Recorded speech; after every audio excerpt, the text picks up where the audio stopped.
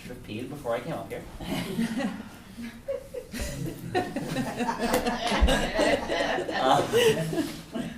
And like usual, I probably didn't practice as much as I should have, nor do I really have a great attention step.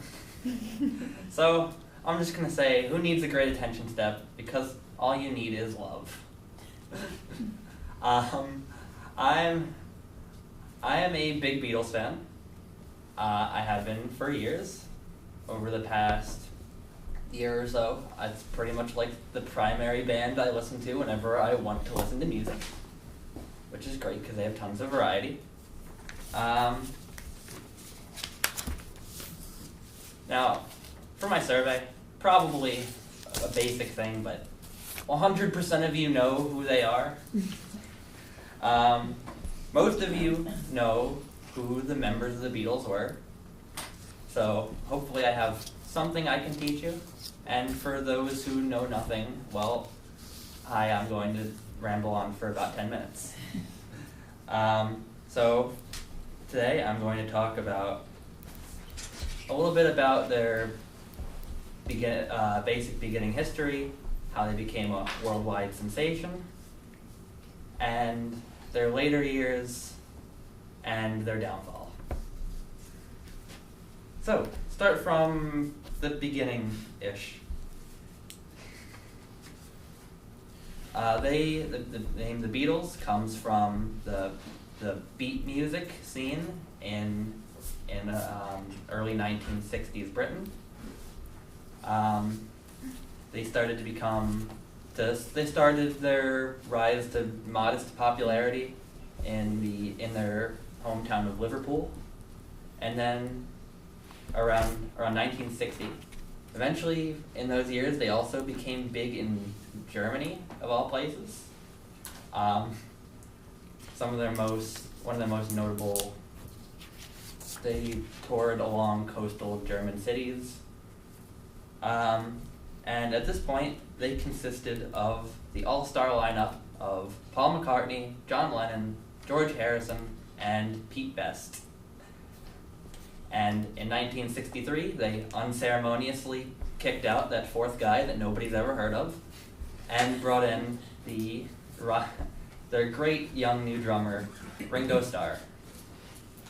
So, in 1963, they skyrocketed extremely quickly, rising to immense popularity that would be known as Beatlemania. With their first really big hit, Please Please Me.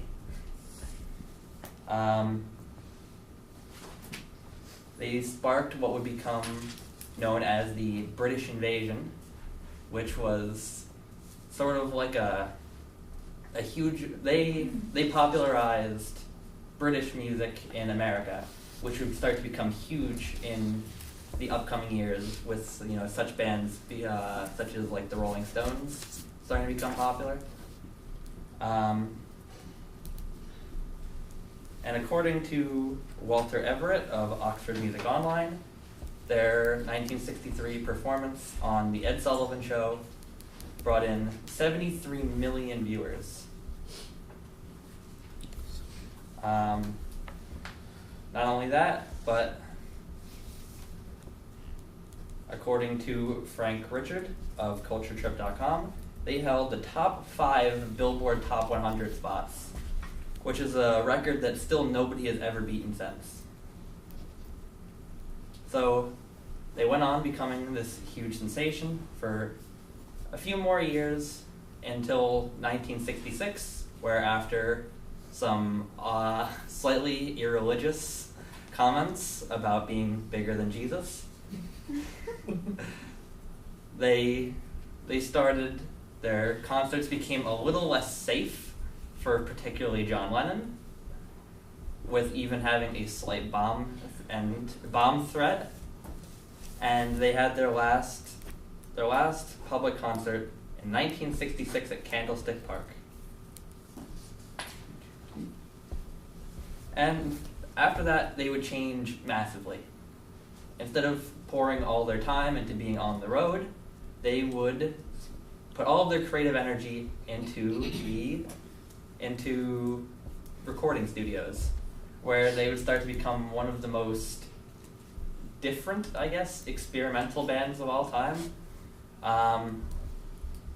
Their music stopped becoming pop, basically.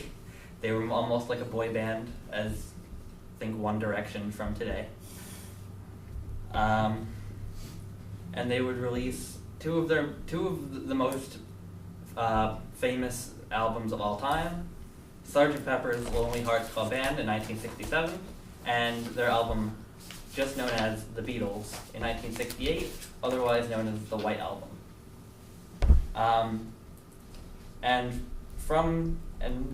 eventually, though, from their massive fame, there started to be cracks. With the big problems starting when their manager, who was kind of their glue, Brian Epstein, died. Everybody knows about Yoko Ono, the obnoxious wife of John Lennon, who started to cause cracks because he was the only one in the group that liked her presence. And then there were constant issues basically about who should be in charge, almost, which led to bickering and fighting. According to Britannica.com, they would start, John Lennon and Paul McCartney would start to bicker and hold ill will against each other, which would start tearing them apart. They were still incredibly popular by this point, though. 5 of their 6 albums from this 1966 to 70 period would be #1 in the US, according to CultureTrip.com. Eventually, their last album released in 1970, known as Let It Be. Afterwards, they all had reasonably successful careers on their own. Paul McCartney formed his own band, Paul McCartney and the Wings. John Lennon recorded more music with Yoko Ono. And George and Ringo both had their own solo careers. And this went on for, that was just sort of how things were for a little while, until in 1980, John Lennon was tragically shot to death. And eventually, George lost his battle to cancer in 2001. So, in conclusion, the Beatles are one of the most popular bands of all time. They once drawing, huge raving crowds, and still living on in memory today, that 19-year-olds 50 years later are still listening. They started the British invasion, which would lead to a number of major British bands having chances of being successful in America. They brought large varieties of different kinds of music to the front stage of pop culture, and they would go on to be a major influence for many years.